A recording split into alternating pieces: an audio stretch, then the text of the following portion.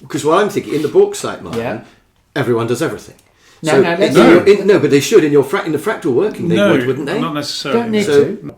Could you fractalise a mine for me? Yeah, go on. Right. So let's say there's the mine itself. That's somebody could be in charge of that overall, like a marketplace. Somebody could be in charge of that. But then you could have a digger driver. Okay? And he scoops them up. Yeah. And he puts it into a lorry. And every scoop he makes 10 quid. 10 quid. Every scoop. So he's got his own little, like a business. He's got a scooping business. That's it. What's your job? Oh, Yeah. I'm the chief scooper. Well, what do you scoop? Well, bauxite. Yeah, I'm actually a bauxite provider to the next. Yeah. And I said the next guy's a lorry driver. Logistics. He's a logistics expert. Yeah. So the lorry driver, he's there for all the scoop materials to go into. He fills it up, 1,000 tons. Yeah, and he's paid for each trip he does. And so he gets paid for each trip he does. No, he doesn't. Sorry. Oh, the outcome. He gets paid for the outcome. The delivered. Okay. He doesn't get half the money for breaking down halfway. Yeah, no, or the hours or if his truck's only half full. That's right. He makes less money. It's all about outcome. Okay, so everything's an outcome. Yeah. So the lorry's now full as an outcome. Great. The lorry's then, the bauxite's transported 20 miles to a central holding area. Good, that's another outcome. Now we can transact that. How much is it worth? Well, it's worth, let's say, £1,000 more than it was when it was being excavated. Good. Yeah. So the lorry driver then sells that for £1,000. For £101,000 if it was £100,000 of bauxite, and then he gets his money. And the next process is it has to be, let's say, driven to a customer site. So it's transferred to another lorry or a railway wagon and driven to a customer site. Well, that's another transaction. But these are real transactions. They do. When you look at a mine, there's usually a railway line with Deutsche Bahnhof or whatever it is. And then in effect, they're paid for that. Now, so everybody's a cost centre. It's not that everyone's doing everything. You've not got one guy who loads it into the truck, drives the lorry. Now, hold on a minute. But everybody's paid. Hold on a minute. The bit you're missing here is that in the fractal system, everyone is doing everything. They're doing the lorry driver is doing his bit of health and safety. He's doing his bit of accounts. Right. His bit of quality. He's been doing his bit of HR. He's doing his bit of maintenance. Yeah. Just like you do. And quality.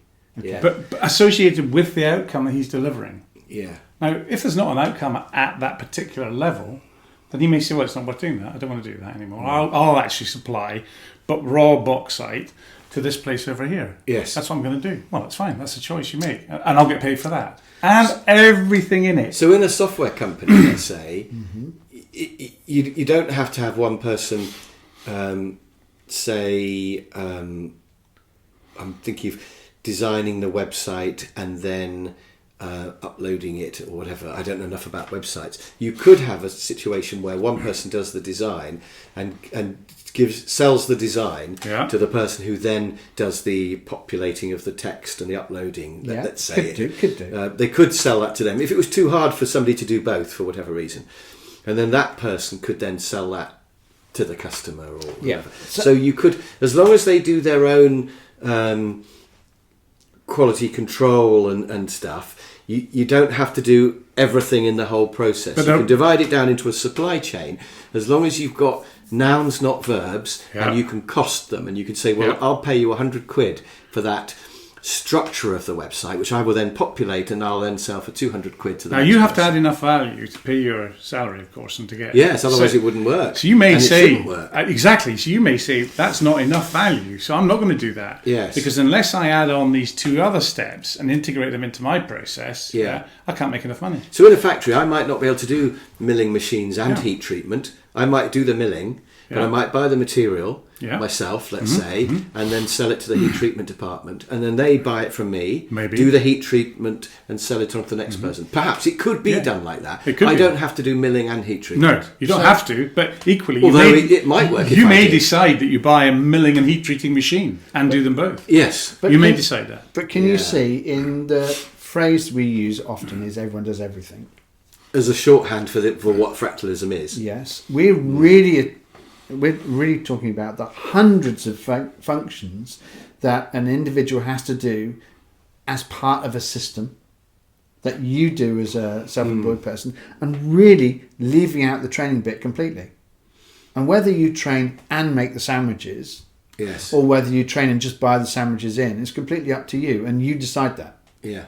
You don't have to do the training and the sandwiches, but you do have to do your finance, your HR. You do have to drive yourself there. You do have to do your logistics. You have to do your paperwork. There's all this stuff you have to. All do. that And I stuff. could buy those sandwiches from an outside place, or I could buy it from an internal person. If You they, could. if there You could was buy it from already Sally. somebody, Yeah. if somebody was making good sandwiches, I could think, well, I'm Yeah. going to buy them. But if they're not good enough, then I'm going to buy them from outside. And Now, I choose. the question I have is, if you think about supply chains, why would you not buy the bread from somewhere and the butter from somewhere else, and then contract somebody else to come in and butter the bread, and then take that and buy some lettuce from over? Why would you not split it down into micro little bits and subcontract it all? Why wouldn't you do that? It'd be a lot of admin. It'd be a lot of hassle. Yeah, it wouldn't be very. But it productive. might work out cheaper for me to buy the bread, the butter, and the chicken. Let's say, make my own sandwiches. That might work out cheaper for me than buying They them. do. And They do. I can make that choice. In fact, You I can do make that make choice. that choice. Yes, Now, you so do. What we're saying is that supply chains out there in the real world, they have certain chunks, certain outputs, nouns, and they come in certain sizes, in certain Which could be packages. sandwich, or it could be butter and bread. Yeah, but it's unlikely that you'd micro divide it. You micro divide. So there's 10 suppliers involved in getting your sandwich to your lunch. You probably think Too much admin. Yeah. And also, my key skill might not be sandwich making. It might be better use of my time to just buy them ready-made and spend more time doing training. Fantastic. Now, what we notice in traditional organisations is we have the micro division of labour. So we have different departments doing buttering and different departments doing cutting the chicken up. And that's really the problem that we're talking about. Yeah. So our fractal system is to say, actually, work should be divided into bigger chunks. And the nouns.